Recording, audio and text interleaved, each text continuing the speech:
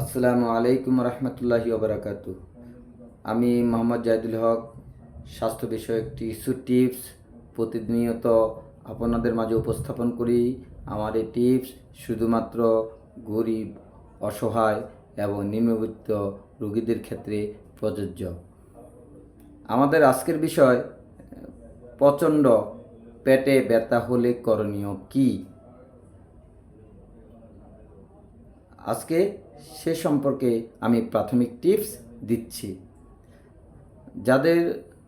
যেসব মা বোনদের প্রচণ্ড পেটে ব্যথা হবে, তারা অবশ্যই যে কোনো ফার্মেসিতে গিয়ে সাথে সাথে ইসোমিপ্রাজল, ওমিপ্রাজল, প্যান্টোপ্রাজল জাতীয় যে কোনো একটি ওষুধ, তাৎক্ষণিক পটিএম যে একটি ওষুধ তাৎক্ষণিক আপনারা খালি পেটে খেয়ে নেবেন।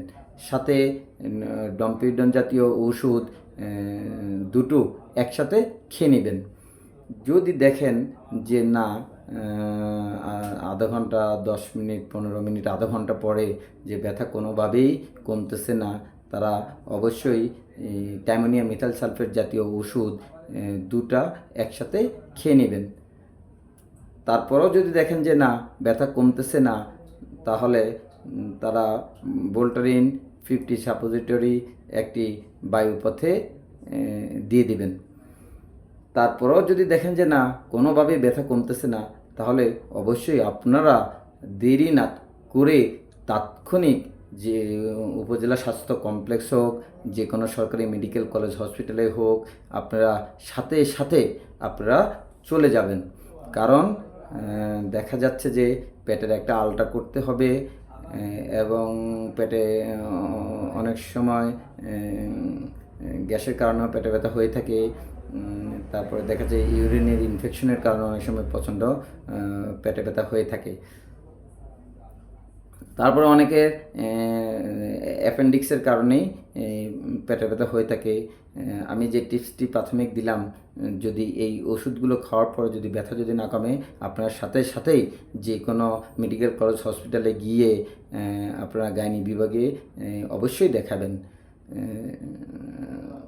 আমাদের দেশের যে জেলার থেকে আপনারা আমার এই টিপস দেখতেছেন, স্বাস্থ্য বিষয়ক যে টিপস আমি বলে দিচ্ছি, আপনারা যে কোনো উপজেলা স্বাস্থ্য কমপ্লেক্স যদি কাছে থাকে সেখানে চলে যাবেন।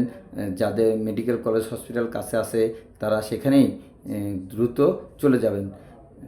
যেহেতু আমার এই টিপস শুধুমাত্র গরিব রোগীদের জন্য, তারা অবশ্যই দেরি না করে, পেটে ব্যথা কী কারণে হচ্ছে, দেরি না করে বাসায় বসে না থেকে সাথে সাথে আপনারা জরুরিভাবে অবশ্যই যে কোনো যেভাবেই হোক আপনারা হসপিটালে চলে যাবেন।